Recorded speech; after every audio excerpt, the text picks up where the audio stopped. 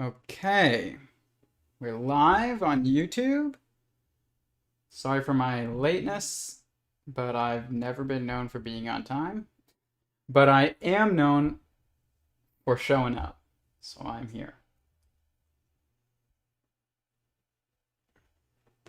Let's see this. Yeah, it is really warm in here, so sorry. I mean, you don't have to deal with it, but I do.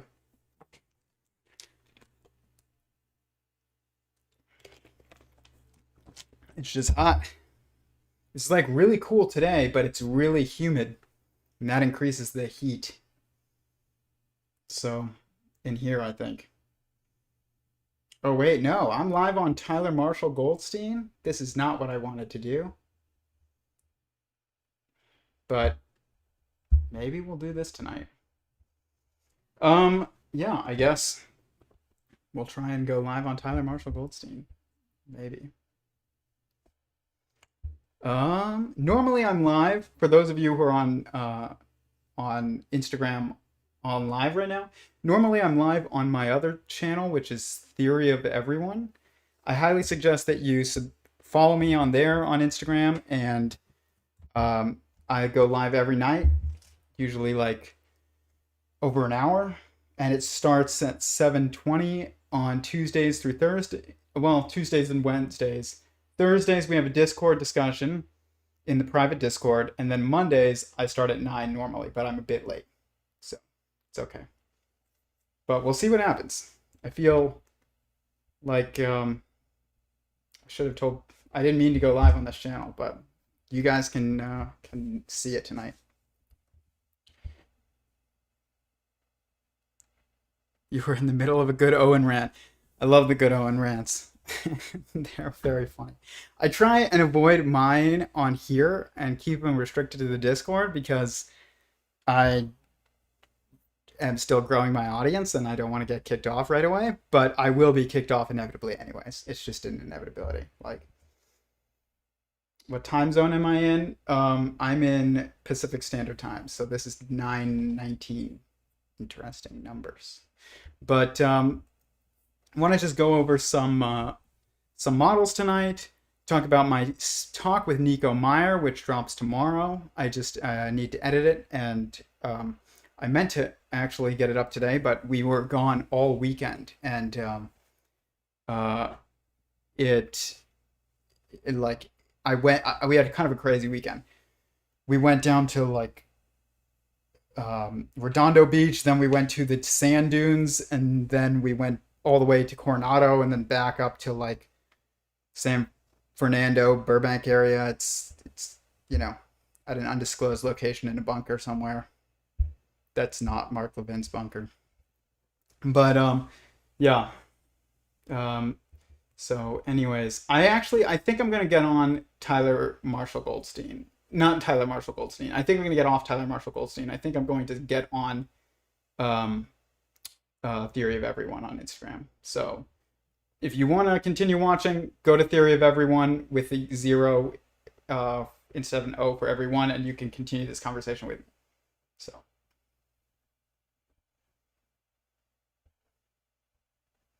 cool. Okay, let's get back up and running on Theory of Everyone, because everybody's going to be like, what the heck is going on? There we go. The dunes are so cool.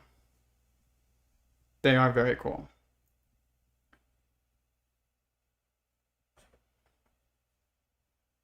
Okay.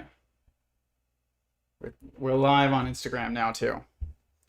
But yeah, the dunes were awesome. Like, they're very. I'll post some pictures tomorrow, but they onto on my personal Instagram. But they're very like. It's just surreal. Like, they feel like you're in the Sahara Desert. And I've been to Yuma and like seen those dunes, and they're impressive. But I've never gotten out.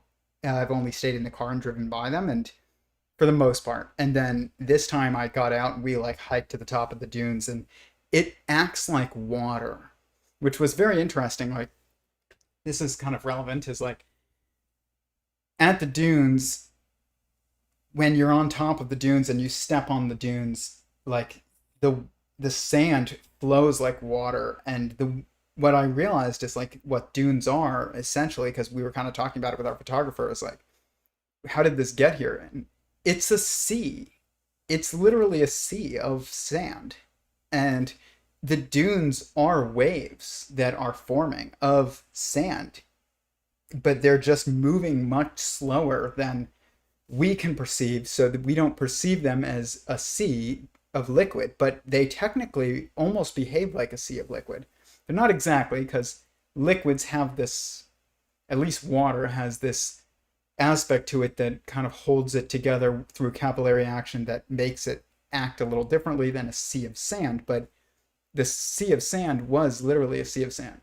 And like, it was just fascinating to see. And it made me think a lot about like life and what we think of as life, because we tend to believe that life is only at the cellular level in our current sciences, and that is totally wrong, obviously.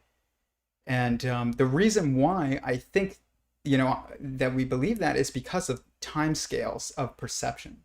So I was in this discussion with this guy a while back, and someone who's not usually like very friendly to my project, and I said to him that I believe that hadrons, protons, and neutrons, and atoms, and molecules, and cells were all conscious beings, and he could concede that a cell is a conscious being, but not that an atom or hadron, proton, or neutron would be a conscious being. But my math seems to show that a hadron is a conscious being, and I said, I believe hadrons are conscious beings, and he was like, "You think that anybody who sees this would, who's a physicist today would agree with you?" And I was like, "Well, some scientists would agree with me, but I understand the mainstream wouldn't." And he was like, "Well, nobody believes that hadron is a conscious being, and nobody's saying that." And I was like, "Well, I'm saying a hadron is a conscious being." And what he said to me after that was, he said, "If that was the case, we wouldn't be able to predict anything." And my response was kind of funny, but I said to him, and it's true, like it's true of all of us, not just him, but it was just kind of funny given the circumstances, as I said, that, you're a conscious being and you're still predictable, because he is. I mean, I knew before I started my talk in that moment that he was going to attack it mercilessly, and that's because there is an element of predictability there, but there is also an element of consciousness there, and that's true as well on scales of hadrons and atoms. And what's interesting is that we look at plants and we know that they're alive, and I think that we think about whether or not they're conscious, but we don't really like assume that they're conscious in our current scientific narratives. To some degree they are, but I think that they are completely. Like, they're just, the difference is, I mean, they even see. They just don't, just perception of light is all that seeing is, and you don't have to see the way that we see in order to perceive light, and obviously plants perceive light. They obviously can see. They probably can hear, which is just the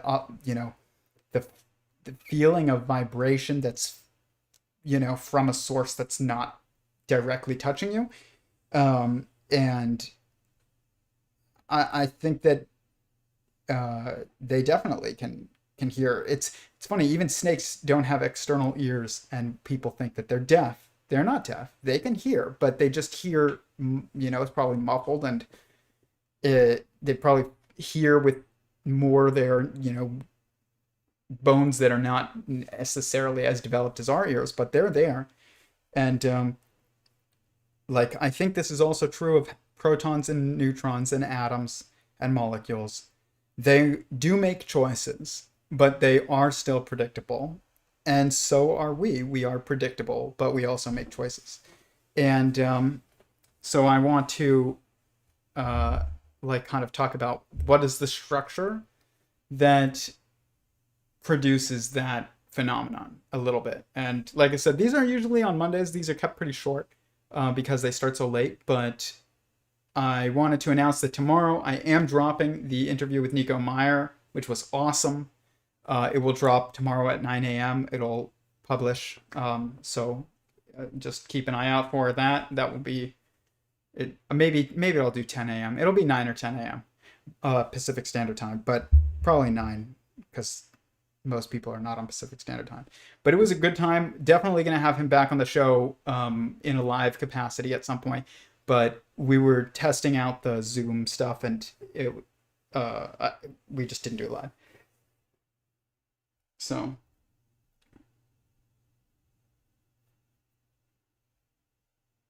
I have hung out with Jordan Peterson many times, like not many times, but multiple times.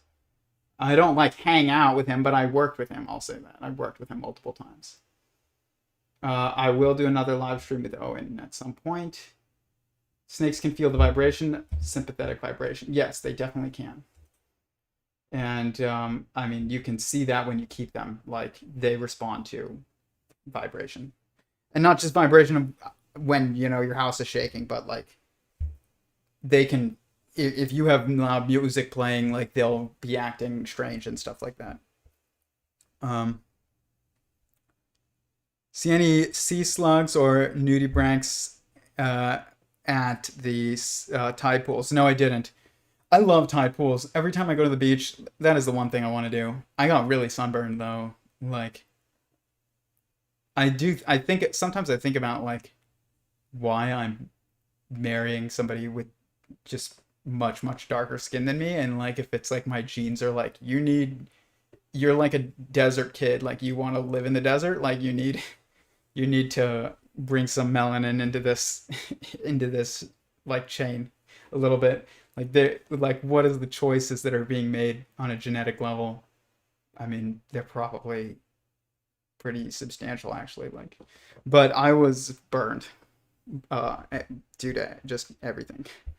But yeah, I love going to the tide pools. That's what I did mainly. Like, as when we were gonna go to the beach, I was like, where are the tide pools? But cats have interesting vibration from their purrs. Yeah, they definitely do. Like, if you look at even like alligators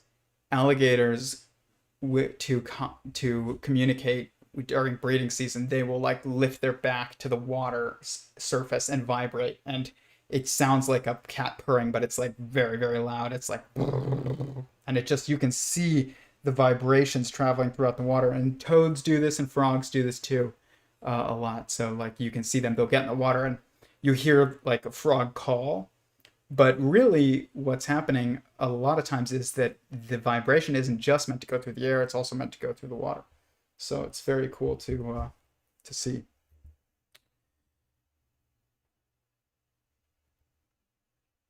So leaves are similar to giant eyes. Yeah, I think so. Leaves are like eyes in a way. When white peeps moved to the Sun Belt, they stopped burning after 4 or 5 years. I've been living in Arizona my whole life. I've never stopped burning. I doubt that. But you know what? I will say this. I never really burned that much. Okay, that's not true. I've had the worst burns of my life in Arizona. But they were like when I screwed up and I went for a hike that was 3 hours without any sunscreen in the middle of the summer. Like, that was bad. But other than that, I never really burned. But I think that's more due to habits. That's why they stopped burning after they moved to like a sunbelt. I would imagine it's not so much actually because their skin is adjusting. I think their habits are adjusting. As somebody who grew up in Arizona, like, we play basketball at night. Like, you don't play basketball during the day. And but that's why you don't burn. And if you play basketball during the day with no sunscreen, you're gonna burn. So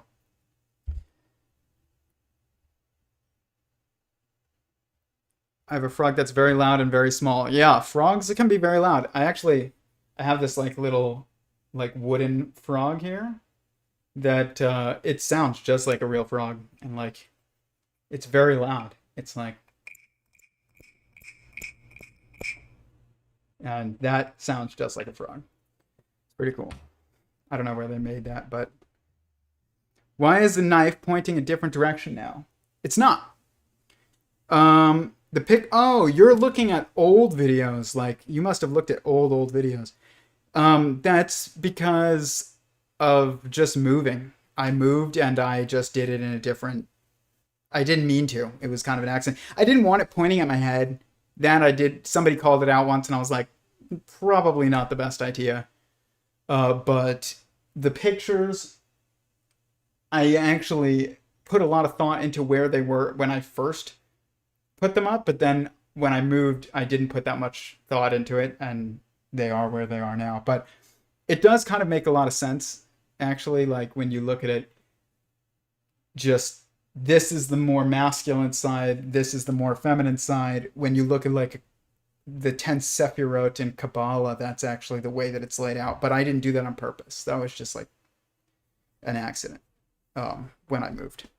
But yeah, the knife and the snake, the serpent, represent technology.